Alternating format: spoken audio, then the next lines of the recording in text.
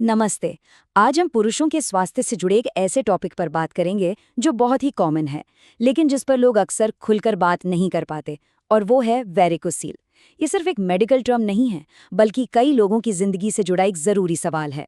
तो चलिए, आज इससे जुड़े फैक्ट्स, मिथ और इसके समाधानों को अच्छे से समझते हैं। तो चलिए शुरुआत ही एक बहुत दमदार बात से करते हैं। ये शब्द हैं डॉक्टर प्रशांत जी के, और ये पूरी बातचीत को एक नई दिशा देते हैं। डर की नहीं, बल्कि उम्मीद की। ये हमें बताते हैं कि अब वो जमाना गया जब कहा जाता था कि बस कोशिश करते रहो। अब हमारे पास इस प्रॉब्लम को समझने और इसे ठीक करने के लिए ठोस साइंटिफिक तरीके मौजूद हैं। अब जरा इन आंकड़ों पर गौर कीजिए। ये सच में आंखें खोलने वाले हैं।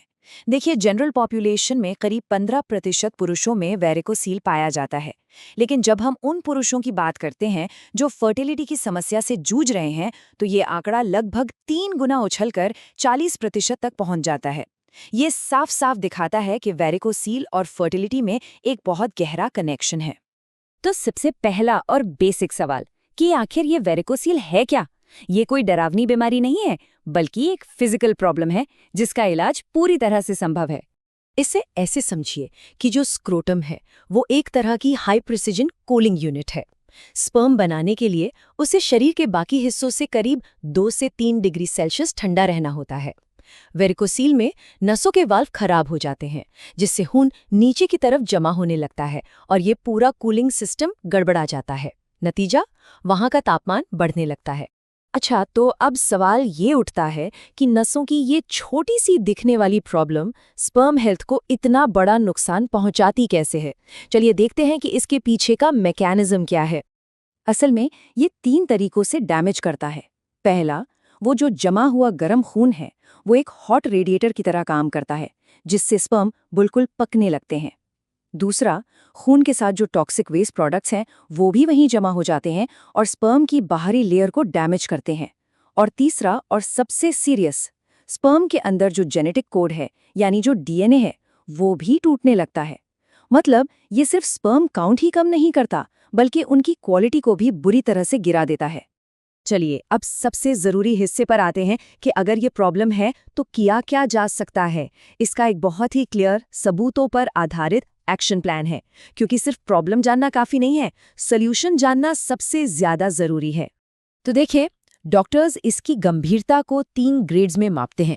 ग्रेड आई सबसे हल्का होता है, जो नॉर्मली महसूस नहीं होता। उसे सिर्फ वल्साल्वा मैनूवर से, यानी पेट पर जोर डालकर खांसने पर ही महसूस किया जा सकता है। ग्रेड 3 सबसे गंभीर होता है, जो साफ साफ दिखाई देता है और जिसे अक्सर बैग ऑफ वर्म्स यानी कीड़ों का थैला भी कहा जाता है, क्योंकि छूने पर वैसा ही महसूस होता है। तो इसका हल क्या है? देखिए, ये कोई एक गोली या एक नुस्खा नहीं है। ये 5 पिलर्स पर टिका एक पूरा एक्शन प्लान है। ये एक कंप्लीट टूल किट है, जिसमें लाइफस्टाइल में बदलाव से लेकर लेटेस्ट मेडिकल ट्रीटमेंट तक सब कुछ शामिल है। चलिए एक एक करके इन्हें समझते हैं। तो पहले 3 पिलर्स हैं सही जांच और सही माहौल बनाने पर। पहला है 2 टेस्ट रूल, यानी कम से कम 3 हफ्ते के गैप पर 2 बार सीमेन एनालिसिस करवाना, ताकि एक सही पिक्चर मिले। दूसरा है कूलिंग प्रोटोकॉल, कॉटन के बॉक्सर पहनना, लैपटॉप को गोद में रखकर काम ना करना, ये छोटी छोटी बातें तापमान को कंट्रोल में रखती हैं। और तीसरा है रेनबो और मिलेट डाइट, यानी ढेर सारे फल, सब्जियां और बाजरा जैसा फाइबर रिच अनाज, जो नसों की सेहत के लिए बहुत अच्छा होता है। और अब आते हैं आखिरी 2 पिलर्स पर। चौथा है हर हफ्ते कम से कम 150 मिनट की मॉडरेट एक्टिविटी। यहाँ भारी भरकम जिमिंग की बात नहीं हो रही, बल्कि स्विमिंग या तेज चलने जैसी एक्टिविटी की, जिससे बॉडी में ब्लड सर्कुलेशन अच्छा हो। और 5वां और सबसे अहम पिलर है माइक्रोसर्जिकल रिपेयर, जो आज की तारीख में इस प्रॉब्लम का गोल्ड स्टैंडर्ड सॉल्यूशन माना जाता है। तो ये जो माइक्रोस्कोपिक सर्जरी है, इसकी खास बात इसकी प्रिसिजन यानी सटीकता है। सोचिए, सर्जन पावरफुल माइक्रोस्कोप की मदद से 20 गुना जूम करके नसों को देखते हैं। इससे सिर्फ खराब नसों को ही ठीक किया जाता है, और जो जरूरी धमनियां और ट्यूब्स हैं उन्हें कोई नुकसान नहीं पहुंचता। और इस सर्जरी का नतीजा वो है ये नंबर, 60 से 80%। सर्जरी के बाद सिर्फ 6 महीने के अंदर स्पर्म पैरामीटर्स में इतना सुधार देखा जाता है। ये एक बहुत ही जबरदस्त सक्सेस रेट है, जो सीधे सीधे प्रेगनेंसी के चांसेस को बढ़ा सकता है। चलिए अब उन आम डरों और गलतफहमियों की बात करते हैं जो अक्सर सही इलाज के रास्ते में रुकावट बन जाते हैं, क्योंकि सही जानकारी ही किसी भी डर को दूर कर सकती है। ये एक बहुत ही कॉमन मिथक है कि अगर दर्द नहीं है तो कोई प्रॉब्लम नहीं है।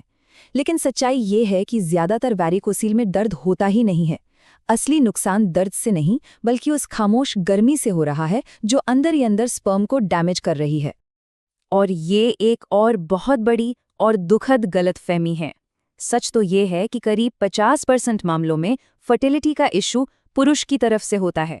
ये एक साझा सफर है और समय पर पुरुष की एक सिंपल सी जांच सालों की परेशानी और बेवजह के इलाज से बचा सकती है। ये समझना बहुत जरूरी है कि ये एक मैकेनिकल प्रॉब्लम है। नसों का वाल्व खराब हो गया है। ये कोई ऐसी चीज नहीं है जो किसी तेल या लेप से घुल जाएगी। जैसे दरवाजे का टूटा हुआ कब्जा तेल लगाने से ठीक नहीं होता, उसे बदलना ही पड़ता है, ठीक वैसा ही ये है। सही इलाज में देरी से नुकसान और बढ़ सकता है। और ये शायद सबसे बड़ा डर है जो लोगों को इलाज से रोकता है। लेकिन कमाल की बात यह है कि सच्चाई इसकी ठीक उलट है।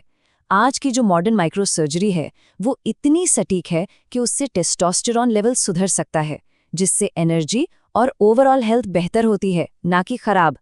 तो अब सवाल ये है कि डॉक्टर के पास जाने का सही समय कब है? वो कौन से वार्निंग साइंस हैं जिन्हें बिल्कुल भी नज़रअंदाज नहीं करना चाहिए? अगर इनमें से कोई भी लक्षण महसूस हो रहा हो, जैसे लेफ्ट साइड में वो कीड़ों के थैले जैसा महसूस होना, या एक तरफ का टेस्टिकल्स छोटा लगना, या फिर 12 महीने से ज़्यादा कोशिश के बाद भी कंसीव नहीं कर पा रहे हैं, तो ये एक क्लियर साइन है कि स्पेशलिस्ट से मिलना चाहिए। शुरुआती जांच हमेशा सबसे सही कदम होता है। और आखिर में सबसे ज़रूरी बात यह है कि वैरिकोसील का होना किसी की मर्दानगी पर कोई सवाल नहीं है।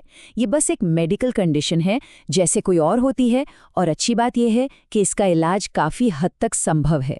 तो जानकारी रखिए, प्रैक्टिकल रहिए और सबसे ज़रूरी उम्मीद बनाए रखिए।